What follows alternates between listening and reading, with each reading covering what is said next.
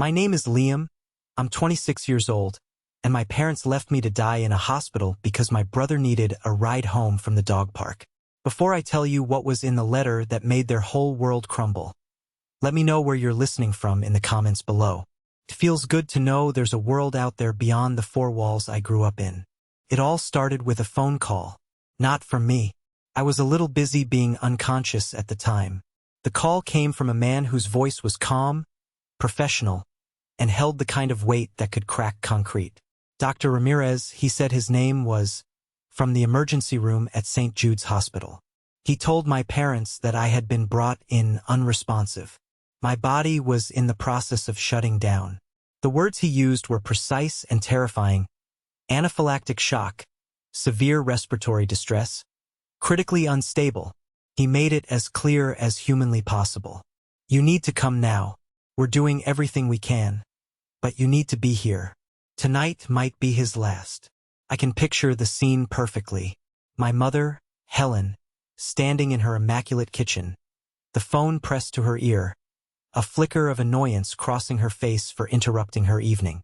My father, Robert, in his favorite armchair, probably lowering his newspaper just enough to glare in the direction of the phone, as if the call itself were a personal inconvenience. There was a beat of silence on their end of the line. Not the silence of shock or grief, the silence of calculation. Then, my mother's voice, dripping with the syrupy, false concern she had perfected over a lifetime. "Oh my goodness, that sounds just awful," she would have said. "But, well, we can't possibly come tonight. Our other son, Victor, is at that new dog park clear across town with his Samoyed, Snowy, and we promised we'd pick him up. The traffic at this hour is just a nightmare, you understand." Dr. Ramirez, a man who delivers devastating news for a living, later told my best friend, Nathan, that he was momentarily speechless. He thought it had to be a misunderstanding, a crossed wire. So he pressed, "Ma'am, with all due respect, I don't think you grasp the severity of the situation. Your son may not survive the night." That's when my father's gruff voice must have taken over the call. "We heard you. We'll try to check in tomorrow." Then the click of the line going dead. They never came. The night passed, then a day, then another. A full week. 7 days of machines breathing for me, of 4 lines pumping life-saving drugs into my veins, of nurses who barely knew me treating me with more compassion than my own blood. Finally, on the 8th day, Robert and Helen Thompson graced the hospital with their presence. They must have rehearsed their worried expressions in the car ride over. But when they pushed open the door to room 304, they found nothing but a void. The bed was perfectly made, the sheets tucked with military precision. The room was sterile, silent, and empty. Where my head should have been, resting on the crisp white pillow, was a single plain envelope. Not my name on it. My father, impatient as always, likely snatched it up. My mother would have wrung her hands, her performance of anxiety kicking into high gear. They opened it and read it together, standing in the chilling silence of the room where their son had fought for his life alone. A nurse, a kind woman named Sarah who had become my silent ally, watched from the doorway. She described it to me later. The color left my mother's face first, a sudden, stark white, like a sheet thrown over furniture. My father's face went the other way, a blotchy, dangerous red that climbed up his neck until a vein pulsed in his temple like a trapped nerve. The letter wasn't a son's cry for help. It wasn't a plea for understanding. It was a meticulously crafted weapon, and they had just walked right into its path. To understand that 8-page letter, you have to understand the 26 years of evidence I had collected. You have to go back to a memory so sharp it still feels like it happened yesterday. I was 10. The air in the school gymnasium was thick with the smell of floor wax and the electric buzz of 100 kids high on sugar and accomplishment. I was holding a first-place ribbon, the blue a shocking, beautiful color against my sweaty palm. My project was a masterpiece of 5th-grade engineering. A 3-foot-tall papier-mâché volcano, complete with a hidden chamber for baking soda and a tube for the vinegar. It didn't just bubble. It erupted, spewing red-dyed foam all over the judge's table. It was glorious. I didn't walk home that day. I floated. The ribbon was my trophy, my proof. See? It said. I'm here. I matter. I burst through the back door, my voice a high-pitched yell. I did it. I won. Mom, Dad, I got first place. They were in the backyard. Their backs were to me. All their focus, all their energy, was a laser beam pointed at my 7-year-old brother, Victor. He was on a shiny new bicycle, his face a mask of concentration, his little legs pumping furiously. My dad was jogging beside him, one hand hovering over the back of the seat, a constant stream of, "You got it, son. Keep pedaling. That's my boy," flowing from his mouth. My mom was a few feet away, documenting the historic event with a giant camcorder, narrating his every wobble for a future audience. Look, I tried again, stepping onto the patio, holding the ribbon up higher as if its altitude would make it more visible. First place in the entire school. My mother, without taking her eye from the viewfinder, waved a dismissive hand in my general direction. That's wonderful, Liam. Sure, now you'll make your brother lose his focus. She zoomed in on Victor. You're doing it, sweetie. Oh, Robert, did you see that? He almost had it. He didn't have it. A moment later, Victor veered sharply and crashed into a large azalea bush. The world stopped. My parents rushed to him as if he'd been shot. Kisses were administered. Scraped knees were inspected with the gravity of a battlefield triage. My glorious blue ribbon felt like a piece of trash in my hand. I quietly went to my room, shut the door, and placed the ribbon on my desk. It sat there for weeks, a curling, dusty monument to the day I learned the fundamental law of our family's physics. All attention, all praise, all love, orbited the sun that was Victor. I was just a distant, cold planet. This wasn't a one-time event. It was a pattern woven into the fabric of our lives. When I was 12, I won a citywide essay contest. The prize was $100 and my picture in the local paper. It was the same day Victor learned to tie a slipknot in his Boy Scout troop. We had a celebration dinner that night, complete with a cake that said, "Congratulations, future Eagle Scout." My essay was never mentioned. In high school, I was a swimmer. I was disciplined. I was up every morning at 4:30 a.m., smelling of chlorine before the sun was up. The hard work paid off when I qualified for the state championship my junior year. It was the biggest meet of my life. My parents promised they would be there. They even bought a new banner to hang on the bleachers. The morning of the meet, Victor woke up with a sniffle. Not a fever. Not the flu. A sniffle. My mother took his temperature, normal. But she declared he was coming down with something and needed round-the-clock care. They stayed home to make him tomato soup and watch cartoons. I swam my heart out, placed third in the state, and looked up at the stands to see the empty space where my family should have been. I called them from a payphone, the medals cool and heavy against my chest. "Oh, honey, that's amazing," my mother said, her voice distracted. "We're so proud. But your brother was just miserable today. He really needed us. You understand, you've always been the strong one. The strong one. The responsible one. The one who understands." These weren't compliments. They were job descriptions. And the job description was simple. Take care of yourself, because all our resources are allocated elsewhere. I accepted it. I normalized it. I built a fortress of self-sufficiency around my heart, believing that if I asked for nothing, I could never be disappointed. But disappointment is a funny thing. It's a leaky faucet. You can ignore it, but eventually, it will flood the whole house. The fortress I'd built began to crumble when I was 16. It started subtly. A fatigue that wasn't just tiredness. It was a leaden weight in my bones. A series of strange, migrating rashes.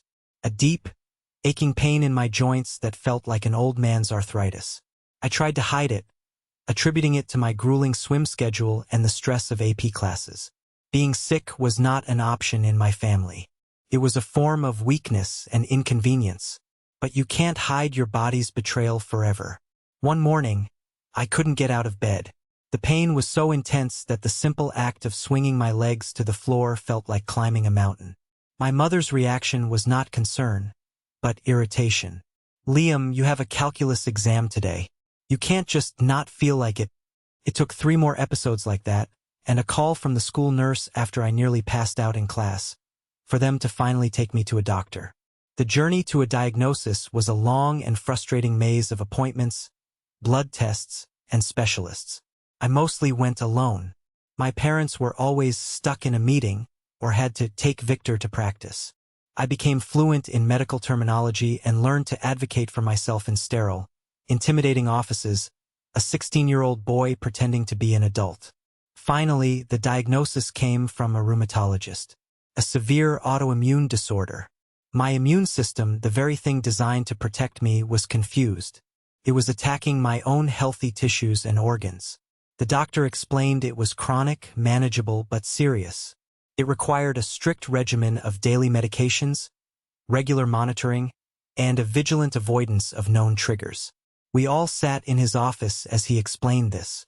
I watched my parents' faces. I saw no fear for my health, no wave of parental protectiveness. I saw my father's jaw tighten as he processed the financial implications. His first question, cutting the doctor off mid-sentence, was, "So what's the bottom line? How much is this treatment going to set us back?" My mother took a different approach. She put on her martyr face. "Well," she sighed, placing a theatrical hand on my arm. "Whatever it takes. We'll do whatever it takes for our son." But her tone made it sound like I had just announced a costly and inconvenient new hobby. Life changed. My illness was now a line item in the family budget and a frequent topic of their hushed, resentful arguments. "Another $300 for this prescription," my father would mutter, looking at the bill as if it were my fault. My weekly injections, which I had to learn to give myself, were a source of morbid fascination for Victor and deep sighs from my mother. They weaponized my condition with chilling efficiency. If I was too tired for a family function, it wasn't the disease.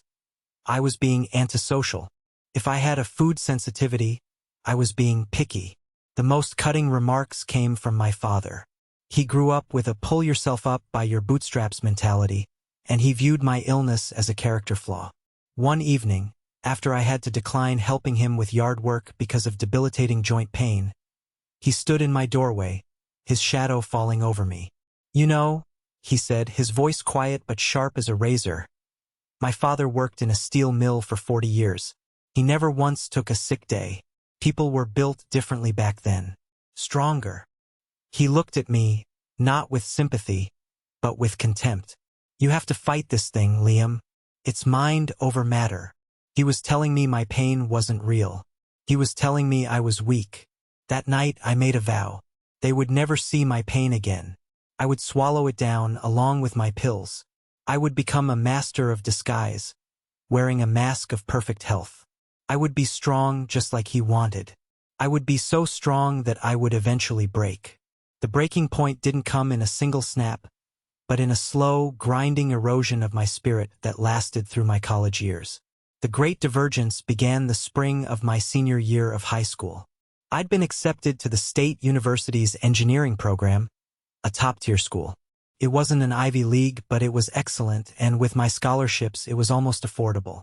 Almost. I still had a significant financial gap to cover. That's when my parents called a family meeting, which was always code for them delivering a unilateral decision. We sat at the kitchen table, the same table where my achievements had always gone to die. My father, in his typical fashion, got straight to the point, laying out a few papers from their financial advisor. "Liam, we've reviewed our assets," he said, the words sterile and rehearsed. "And with Victor's college expenses coming up in a few years, our hands are tied. We won't be able to provide financial support for your tuition." My mother quickly jumped in, her voice a soft, placating murmur. "It's not that we don't want to, sweetie. We're so incredibly proud of you. But you're so independent, so capable. We know you'll find a way. It'll be a great character-building experience for you." Character building. The two most terrifying words a parent can say to their child. It was a euphemism for "you're on your own." A year later, Victor, who had barely graduated high school with a portfolio of questionable pottery and a GPA that was a rounding error, decided he was going to a private art school in California. The tuition was more than my entire 4-year cost of attendance. The family's tied hands were suddenly, miraculously, untied. They cashed out bonds. They took out a second mortgage. They justified it by saying Victor's creative spirit needed a special environment to flourish. My engineering degree was practical, a trade. His art was a calling. So I built my own character.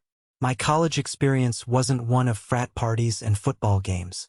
It was a blur of 6 a.m. shifts at a coffee shop, smelling of burnt espresso beans before my first class. It was afternoons spent shelving books in the hushed silence of the campus library. It was late nights delivering pizzas, the smell of grease clinging to me as I tried to study for my thermodynamics exams. I ran on caffeine and sheer, stubborn will. I was constantly teetering on the edge of a flare-up from my autoimmune disease, my body screaming in protest at the relentless pace. But I never told them. I never gave them the satisfaction of saying, "I told you so." The ultimate insult came during the summer after my sophomore year. Victor came home, having dropped out of his expensive art school after a single semester.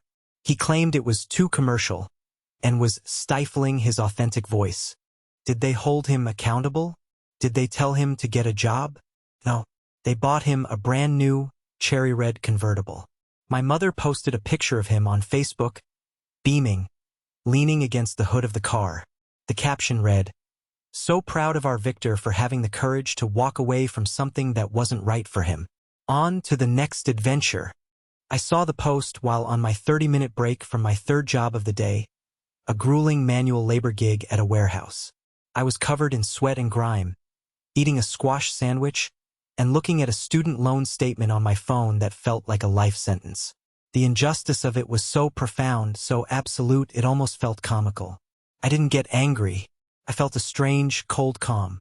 The last vestiges of hope I had for their approval curdled and died right there, under the flickering fluorescent lights of that break room. I graduated with highest honors in 4 years. I secured a great job in a marketing firm before I even had my diploma in hand. The day I moved into my own apartment, 30 miles away from them, was the single greatest day of my life. It was a small, one-bedroom place, but it was a kingdom. Every piece of cheap, second-hand furniture was a testament to my own labor. I had built this. I had survived them. I thought the distance would be my shield. But I was about to learn that you can't escape a toxic family system just by changing your zip code. They always find a way to pull you back in. For about a year, the shield of distance held. Our interactions were blessedly superficial. A text on my birthday with a generic cake emoji. A 3-minute phone call on Thanksgiving where I could hear the football game roaring in the background. I was building a life, a career, a sense of self that had nothing to do with them. I was starting to breathe. And then my mother called, and the air was sucked right out of my lungs. Her voice was an octave higher than usual, a sure sign of what she considered to be thrilling news. "Liam, you are not going to believe the wonderful news. Victor has a new roommate." I was instantly on guard. "He's getting a roommate? I thought he liked living alone." "Oh, it's not a person, silly." She laughed, a bright, tinkling sound that always set my teeth on edge. "It's a puppy, the most divine, purebred Samoyed you have ever seen. All white and fluffy, like a little cloud." Victor named him Snowy. He's been feeling a bit aimless lately, you know how artists are, and we all agreed that a dog would give him a sense of purpose. It's for his emotional well-being. The words hit me like a physical blow.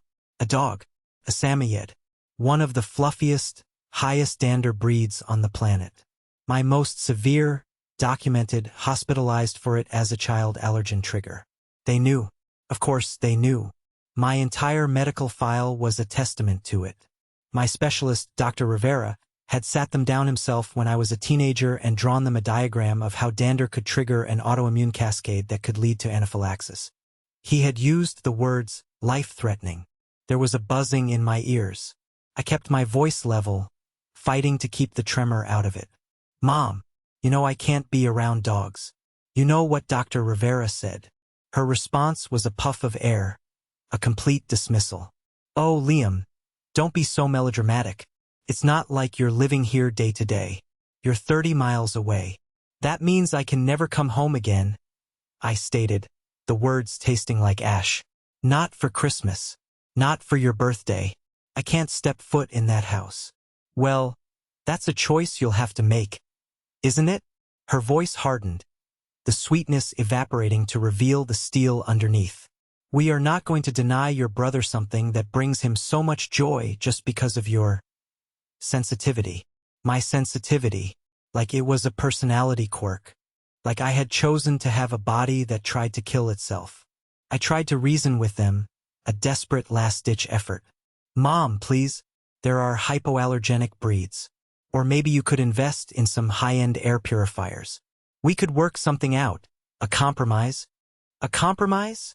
She scoffed, and I could hear my father's gruff voice in the background, asking what was wrong. She spoke to him, not me. It's Liam. He's making a fuss about Victor's dog.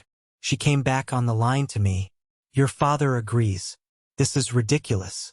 When you want to visit, you can take a pill. It's that simple. End of discussion. Victor needs this dog.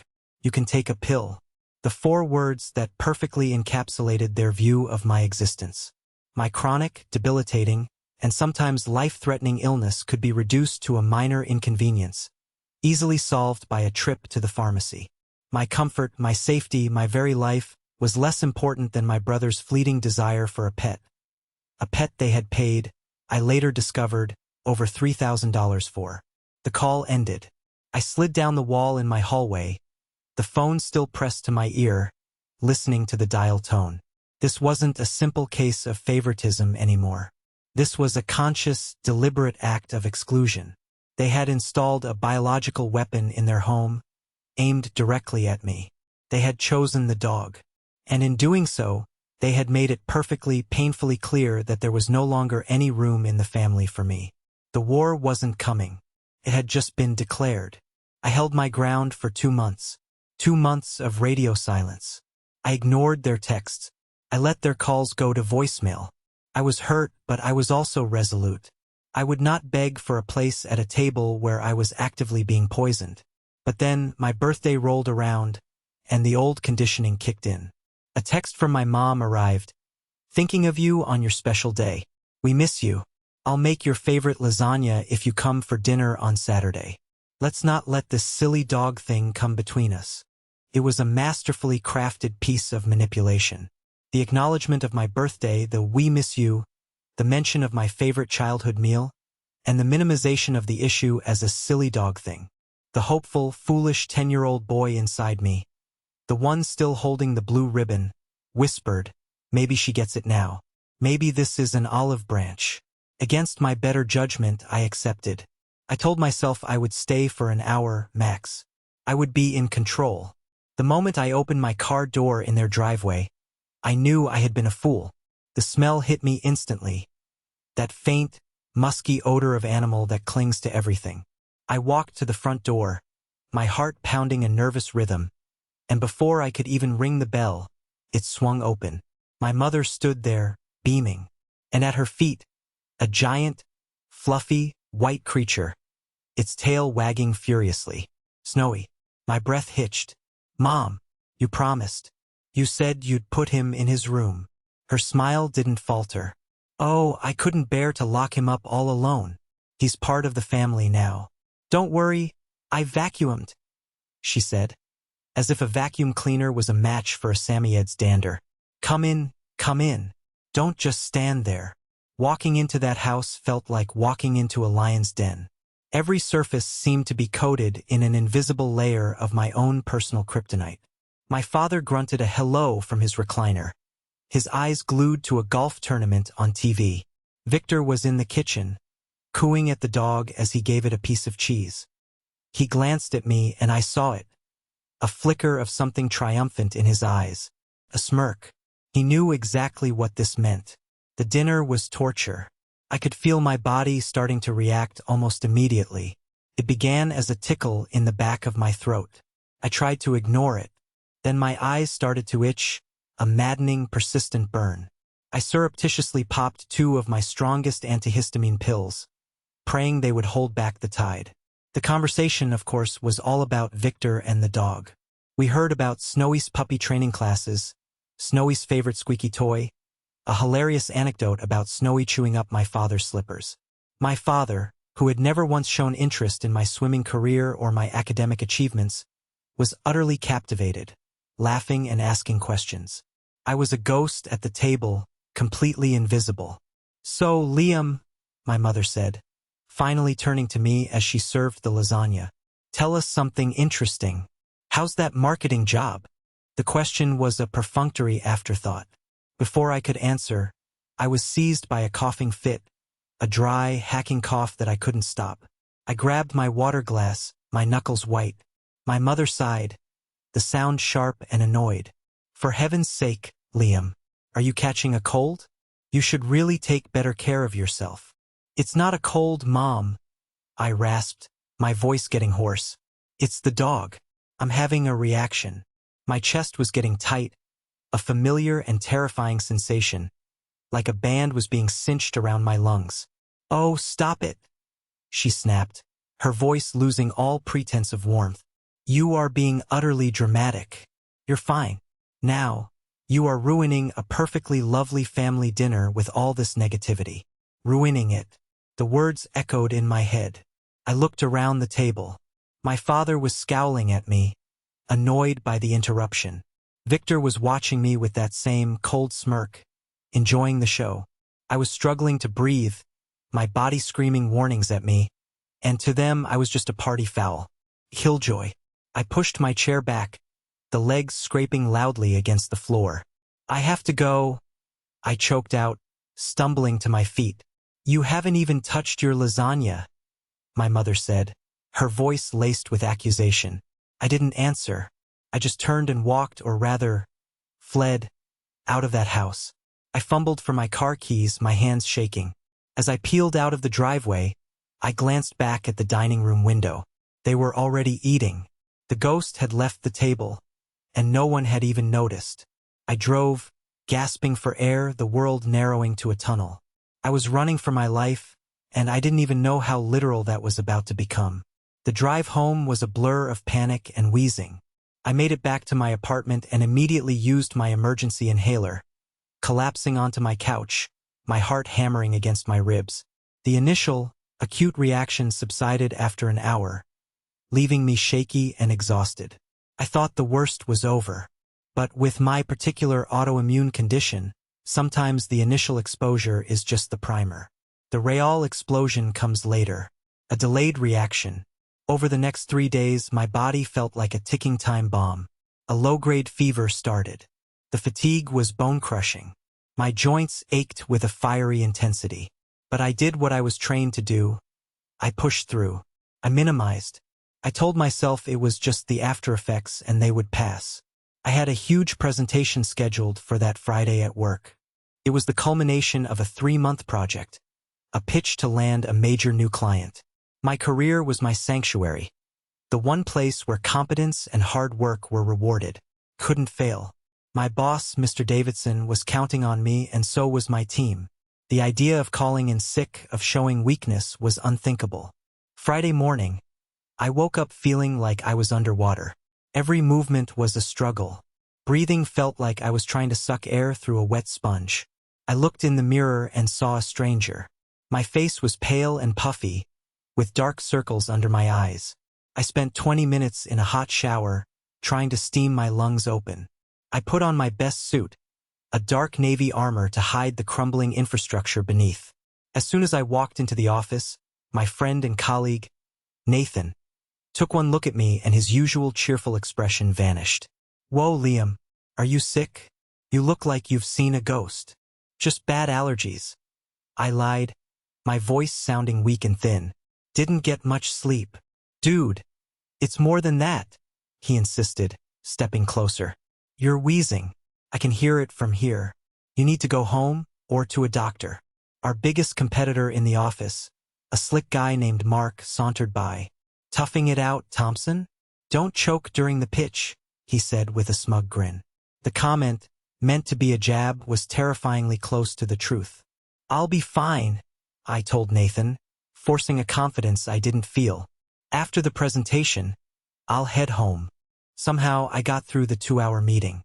I was on autopilot, running on a toxic cocktail of adrenaline and desperation. I remember the faces of the clients looking at me, nodding. I remember the clicking of my slideshow, the sound of my own voice, distant and strange. The moment the clients smiled, shook our hands, and left the conference room, the adrenaline evaporated. The world tilted. The conference table rushed up to meet me. I remember putting a hand out to steady myself, my legs turning to jelly. The last thing I saw was Nathan's face, his mouth open in a shout, his eyes wide with terror. Then, nothing. I came to in a world of beeps and hushed, urgent voices. An oxygen mask was clamped over my face, forcing air into my starving lungs. Nathan was there, looking pale and scared. "Hey, man," he said, his voice shaky with relief. "You're back. You really scared the hell out of me." He filled in the blanks. I had collapsed. My body had gone into full-blown anaphylactic shock, a severe delayed reaction to the dander exposure. My airway had swollen almost completely shut. The office first aid team had performed CPR until the paramedics arrived and intubated me. Nathan had saved my life. "I tried your parents first," he explained, his brow furrowed with confusion. "Voicemail. I left a message, said it was a serious emergency. Then I tried your brother. He actually picked up." "What did he say?" I managed to whisper through the mask. Nathan hesitated, clearly uncomfortable. He was weirdly casual. Said he was at the dog park with Snowy. I told him you'd collapsed, you were on your way to the hospital, that it was bad. He just said, "Huh. Okay, well, I'll shoot Mom and Dad a text." Then he said he had to go. The dog was chasing a squirrel. The casual cruelty of it stole what little breath I had. He knew. He didn't care. A doctor with a kind, serious face came in. Dr. Ramirez. He explained just how close a call it had been. He said they had to keep me in the ICU for monitoring. "The nurse just got through to your parents," he said, giving my shoulder a reassuring squeeze. "We explained the situation. They should be on their way." For a fleeting, stupid moment, I felt a flicker of hope. This had to be it. The rock bottom. The wake-up call that would finally make them see. That hope was systematically dismantled a few minutes later when my nurse, a woman named Sarah with compassionate, tired eyes, came into my room. She was fussing with my 4-drip, refusing to meet my gaze. "Did you speak to my mother?" I asked, my voice small. She stopped what she was doing and finally looked at me. Her expression a mixture of professional calm and personal disbelief. "Yes, I did. I explained that you were in critical condition and were asking for them." "And?" I prompted, already dreading the answer. She took a deep breath. "And your mother told me that it was very unfortunate timing. She said they couldn't possibly come to the hospital tonight." Her words were, "Our other son is at the new dog park across town, and we have to go pick him up afterwards." I repeated the urgency, and your father got on the line and said they'd try to check in tomorrow. And then he hung up. The beeping of the heart monitor next to me didn't change its rhythm. Steady. Calm. A stark contrast to the way my own heart felt like it was cracking into 1,000 pieces. They weren't coming. They had made their choice. And I, their son, was on one side of the scale, and my brother's ride home from the dog park was on the other. And it wasn't even a close call. The first few days in the ICU were a disorienting fog of pain, medication, and exhaustion. My body felt alien to me, a collection of malfunctioning parts being managed by beeping machines and the quiet efficiency of the nursing staff. But as the fog began to lift, the silence became the most prominent feature of my existence. It was the silence of my phone on the bedside table. It lay there, a dark, inert rectangle, for 3 full days. Not a single call. Not a single text message asking if I was alive. The voicemail Nathan had left them, the one explaining it was a serious emergency, had gone completely unheeded. They had said they would check in tomorrow. But tomorrow came and went, and then the next day and the next. The silence wasn't an oversight. It was a decision. The void they left was filled by others. Nathan became a permanent fixture in the visitor's chair, showing up every day after his shift, regaling me with office gossip and trying to make me laugh. He smuggled in a milkshake once, earning a stern look from Sarah, my nurse, who then winked at me when the doctor wasn't looking. My boss, Mr. Davidson, a man I respected but barely knew on a personal level, came to visit. He didn't stay long. He just told me that my presentation had been a home run and the new client had signed the contract. "Your health is your priority," he said, his voice firm but kind. "Your job and your promotion are secure. Just focus on getting better." Promotion. The word barely registered. Even Mrs. Garza, my elderly neighbor from my apartment building, somehow found out and had her son drive her to the hospital. She brought me a worn copy of The Count of Monte Cristo. "For when you're ready to plot your revenge," she said with a mischievous grin. These people, my friend, my boss, my neighbor, they were my family now. They showed up. They cared. Their kindness was a stark, painful contrast to the absolute indifference of the people who were supposed to love me most. In the long, lonely hours of the night, when the hospital was quiet, I would stare at the ceiling and just think. The clarity that came was not a lightning bolt of anger. It was a slow, creeping dawn of understanding. I had spent my entire life trying to solve an unsolvable equation. I had contorted myself into every possible shape: the perfect student, the responsible son, the uncomplaining patient, all in a desperate attempt to balance the scales of my parents' affection. But the scales were rigged. They were never meant to be balanced. My role was to be the before picture that made Victor's after look so much better. My self-sufficiency was proof of their good parenting, freeing them up to cater to his every need. My illness was a burden that highlighted his vibrant health. Sarah, my nurse, became my confessor. She'd come in to check my vitals and end up staying for 10 minutes, listening as I haltingly pieced together the story of my life. She never offered platitudes. She just listened, her presence a silent validation of my pain. One night, she told me, "In 20 years of nursing, I've learned one thing. The people who are supposed to show up for you are sometimes the last ones to walk through that door. And sometimes they never walk through it at all." Her words were a permission slip. Permission to stop waiting. Permission to stop hoping. Permission to stop breaking my own heart against the wall of their indifference. It was on the 4th day, as I watched another family embrace their son in the hallway, that the idea for the letter was born. I wasn't going to fade away quietly. I wasn't going to let them write the final chapter of this story. I was going to burn the whole book down. "Sarah," I said later that day, my voice stronger than it had been in days, "I need a favor. I need a pen and a lot of paper." She looked at me, a knowing smile touching her lips. "I thought you might," she said. "I'll be right back." The letter was not written in a fever of rage. It was constructed with the cold, meticulous precision of an architect designing a demolition. For 2 full days, I wrote, my hand cramping, the pen feeling both heavy and powerful. I filled 8 pages front and back. It was my life's thesis, and every word was a citation. I started with the memories, painting the scenes in vivid, undeniable detail. The blue ribbon on my desk in an empty room. The vacant spot in the bleachers at the state championship. The taste of cheap pizza in a warehouse break room while I looked at a picture of my brother's new car. I wasn't just listing facts. I was presenting evidence of a long, sustained pattern of emotional neglect. I moved on to my health. I quoted my father's words back to him. Mind over matter.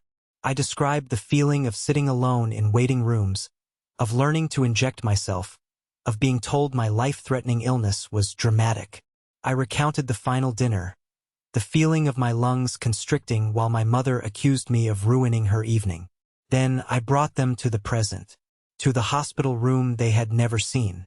For 7 days, I lay in this bed, attached to machines that were more attentive to my survival than you were. I wrote. I was told that I might die, and you chose to prioritize a trip to the dog park.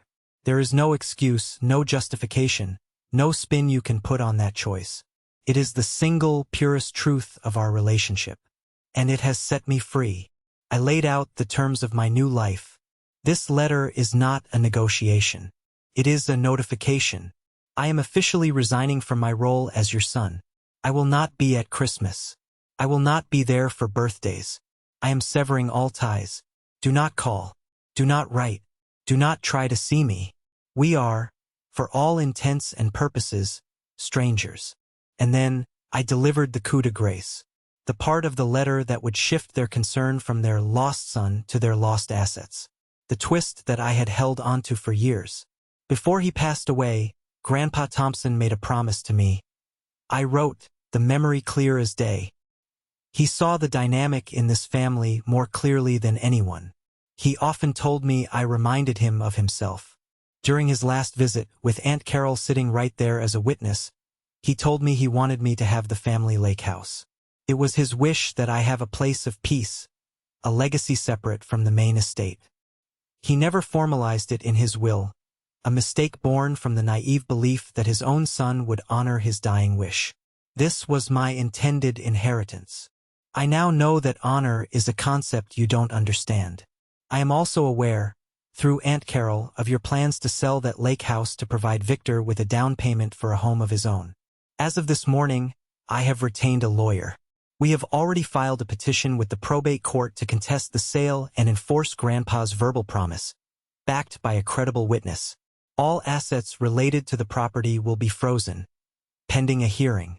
That house will not be liquidated to reward the golden child. It will be mine, just as Grandpa intended. I signed my name at the bottom. Liam. Not your son, just Liam. I folded the 8 pages, my hand steady, and sealed them in the envelope. I felt a profound sense of peace. The game was over and I had finally, definitively won. I gave the letter to Sarah. They'll come eventually, I said. When they do, just give them this. What about you? She asked. I'm checking out, I said, a real smile spreading across my face for the first time in weeks. I have a promotion to accept and a new life to start. I signed the discharge papers, ignoring the doctor's recommendation to stay another day for observation. I had observed enough. Nathan came to pick me up, and as I walked out of the automatic doors of the hospital, the sunlight felt warmer, the air cleaner. I was free. Nathan took me to his apartment, no questions asked. He had a guest room ready for me, stocked with Gatorade and clean towels. For the first few days, I just slept, my body and soul undertaking a deep, long overdue repair process. The silence from my parents continued for another 2 days. They clearly hadn't bothered to check in, as they'd promised my father would. Then, on the 3rd day, the storm broke. My phone, which had been a symbol of their neglect, suddenly became an instrument of their panic. A flurry of texts, a dozen missed calls. I ignored them all and listened to the voicemails, a grim satisfaction settling in as I heard their carefully constructed world begin to unravel. The first was from my mother. Her voice was no longer calm or manipulative. It was a high-pitched, hysterical shriek. Liam, what is this? What is the meaning of this letter? You've hired a lawyer? Against your own family? This is blackmail. You call me back this instant. The next one was from my father. His rage was a low, guttural growl. You have no idea what you've done. You think you can just steal our property, my father's house? You are making the biggest mistake of your life. There will be consequences. It was all there. Every word confirmed my decision. There was no apology. No, Liam, are you okay? We were so worried. There was no remorse for their absence. There was only fury at my defiance. Their pain wasn't over losing a son. It was over losing control, over losing an asset they had already mentally spent. The lawsuit wasn't just an inconvenience. It was an existential threat to their plans for Victor. They didn't know I was at Nathan's, so I knew it was only a matter of time before they showed up at my apartment. I asked Nathan to come with me a couple of days later so I could pack a suitcase and some important documents. I was planning to find a new place to live immediately. We had just started packing when the pounding began. Not a knock. A frantic, angry pounding on the door. I looked at Nathan. He just nodded. A silent, "I've got your back." I took a deep breath, walked to the door, and opened it. They looked worse than I'd ever seen them. My mother's face was splotchy and tear-streaked, her hair a mess. My father's face was a mask of pure, purple rage. "Liam!" my mother cried, lunging forward to hug me. A calculated move to get inside my apartment. I put a firm hand on her shoulder and held my ground, blocking the doorway. "What are you doing here?" I asked, my voice devoid of emotion. "What are we doing here?" my father sputtered, pushing his way in front of my mother. "We're here to stop this insanity, to talk some sense into you. A lawyer, Liam? An inheritance claim? You're trying to destroy this family." "There's nothing left to destroy," I said calmly. "You took care of that last week."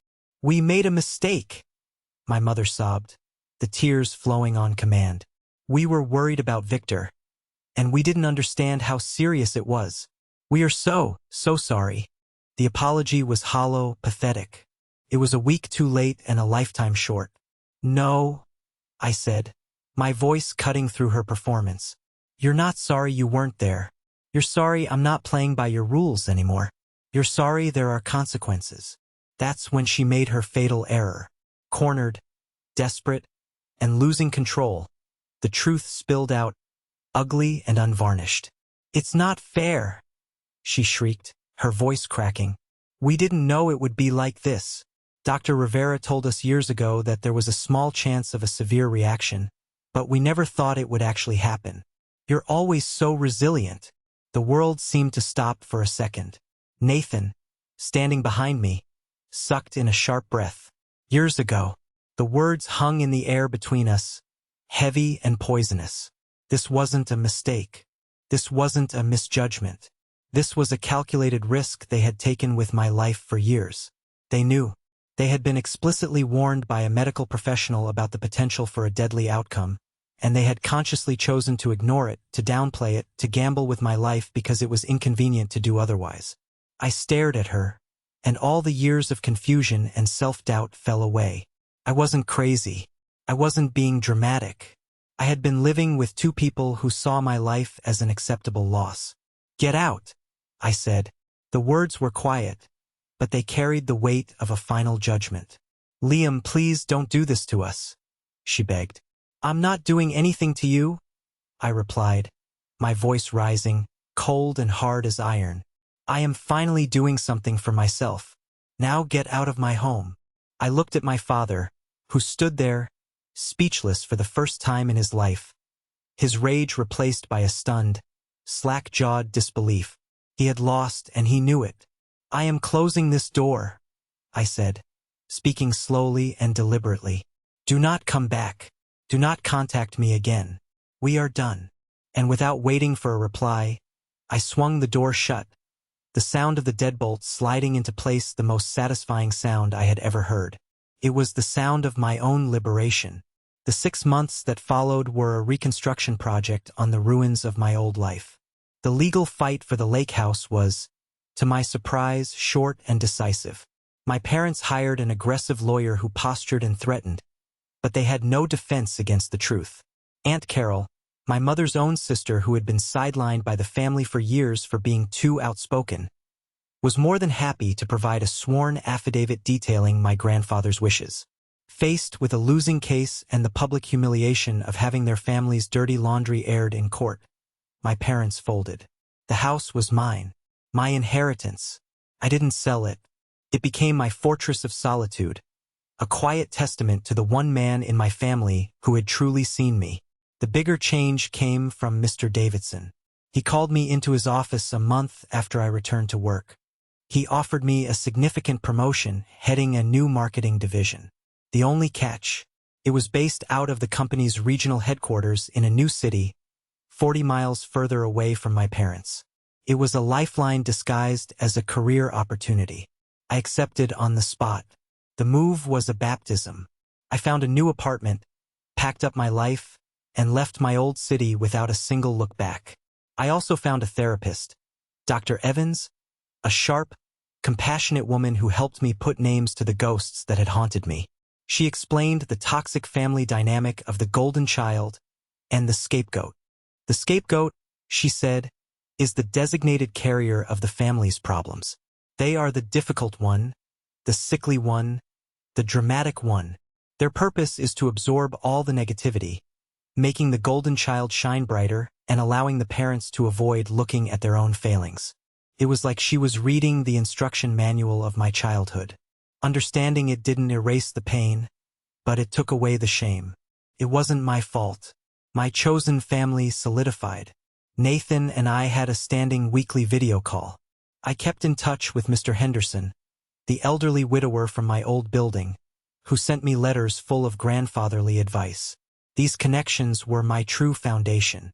One weekend, Nathan drove up to visit, and we spent the day at my new lake house. We didn't do much. We skipped stones on the water, grilled some burgers, and just sat on the dock, watching the sunset.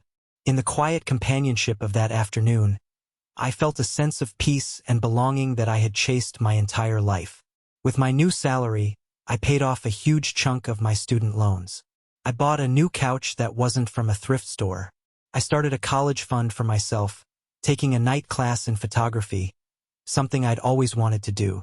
These were small things, but they were monumental. They were choices I was making for myself, funded by my own success. I was no longer just surviving. I was building a life filled with purpose, peace, and people who valued me for who I was, not for the role I was forced to play.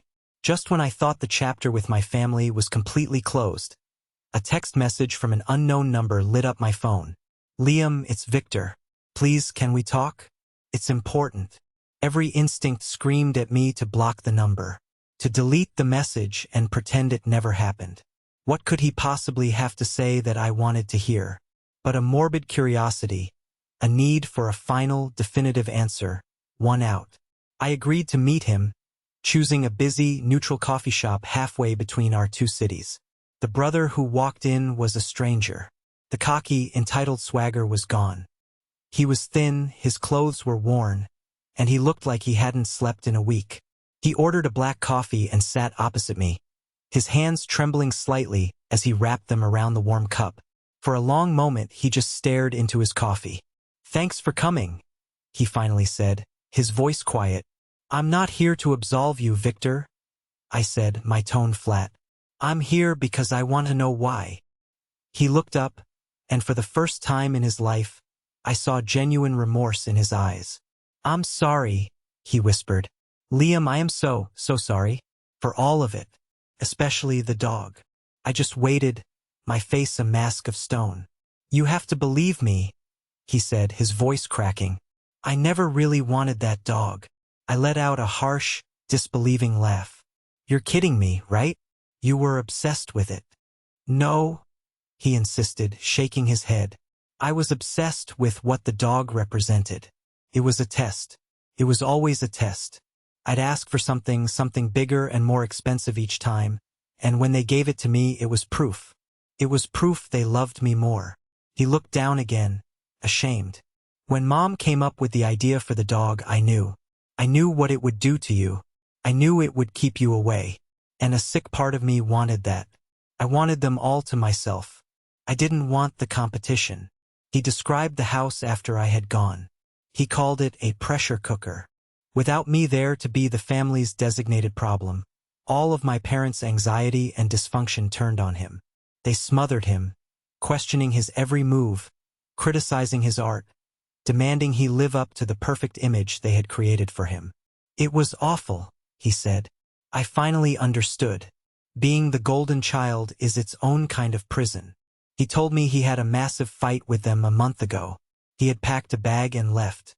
He was working a dead-end retail job, living in a tiny apartment above a laundromat, and he had found a new home for Snowy. "I gave him to a family with 3 kids and a huge farm," he said, a faint smile on his face. "He's happy." He needed to run. I just needed to get away. He looked me straight in the eye.